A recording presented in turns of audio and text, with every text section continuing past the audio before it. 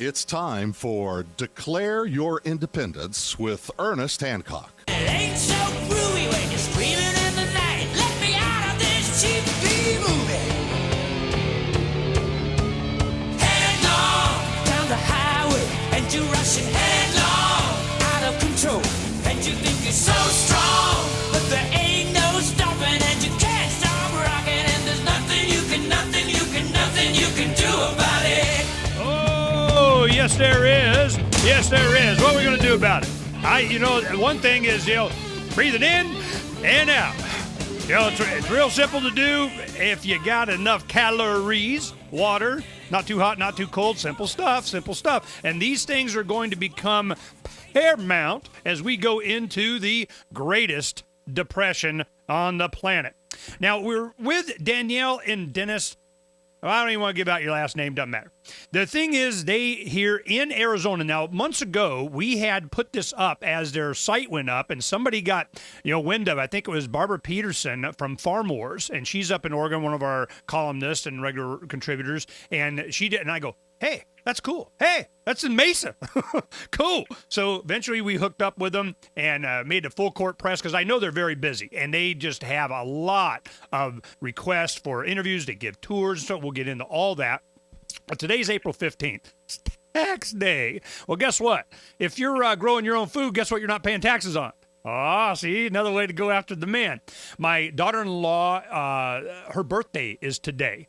How would you think it is to have happy birthday, Laura? But how do you think it is to have your birthday on tax day? Well, interesting. And Atlas Shrugged opens today. Now, we were successful in getting it here in Arizona, but I got to warn you, it's playing all day. The 6 o'clock and 8 o'clock showings are already sold out. Now, the earlier ones, I think they're probably going to go quickly. I know a lot of people start, oh, man, I didn't know. Sold out? Seriously? And they're trying to go to the 4 o'clock, so we'll see what happens there. We'll, of course, next week be doing a review on that. Roger Ebert did a review, and he just slammed it. He's going, well, I like collectivism. I mean, whatever. So we'll see what happens. We'll give you a real review going next week.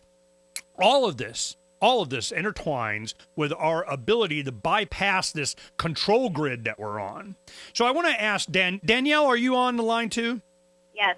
Danielle, when your husband Dennis comes to you and probably before you even started having children or they're very young, and he says, we need to plan for the future. I'm thinking that we're going to be in a big heap trouble, and not only for ourselves, but for our family and extended family and in-laws, and everybody benefit from ours. And I'm sure they probably kind of, giving you a side glance. What was your response to this? How supportive were you from the beginning? At first I thought the idea wouldn't work until he actually built it in the greenhouse, and everything just started coming together slowly. But you were supportive. You're like, yes, be my husband. I will help. Hold the screwdriver. Absolutely. I'm in the same boat. Yeah, they just, yep, okay, you be the husband, and I don't know. I guess you're happy it works, or you go, dang it, okay, I guess we got to keep doing this. Well, the one thing is that how involved have your children been in maintaining the greenhouse in your pool garden? Actually, our 4-year-old son, he takes care of the chickens. That's his primary job. So he waters them, gets their eggs, and he feeds them every day. He also helps us pick the vegetables in the garden, too. So he's a big help. He also likes to plant seeds. I'll bet you when he goes to Home Depot with Dad, this 4-year-old probably knows how to put up a shelf or something more than, a middle-aged man looking for, which way do you turn the screwdriver? So... Well, let me tell you, we just got our first 2 goats, and my husband and son, they built a whole fence.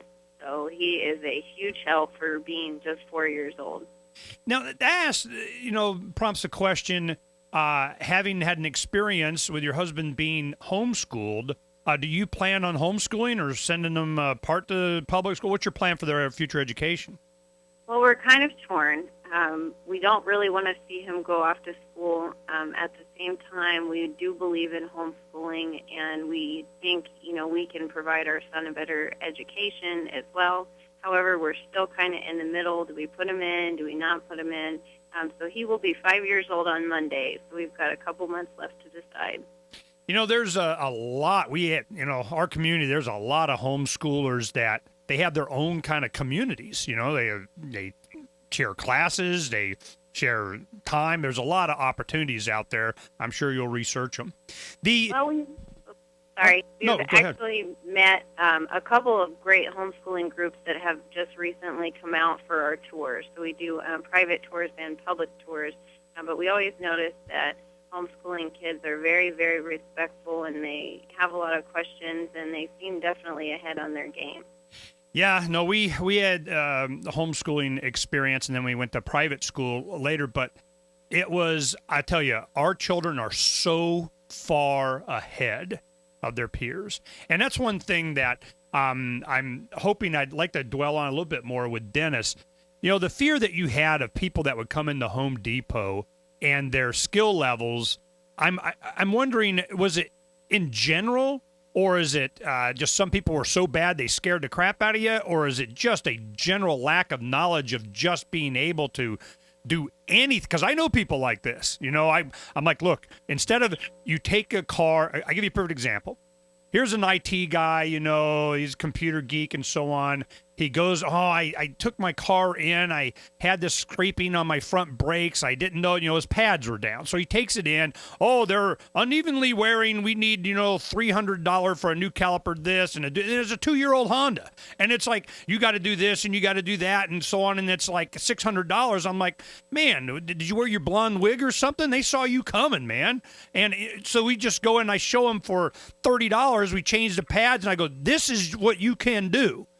This is the type of society that we've become, to where when it comes down to just being able to survive and repair simple things, like for my daughter-in-law's birthday today, we buy a screen door, a security door for the front, because her German Shepherd beat the crap out of her regular screen door.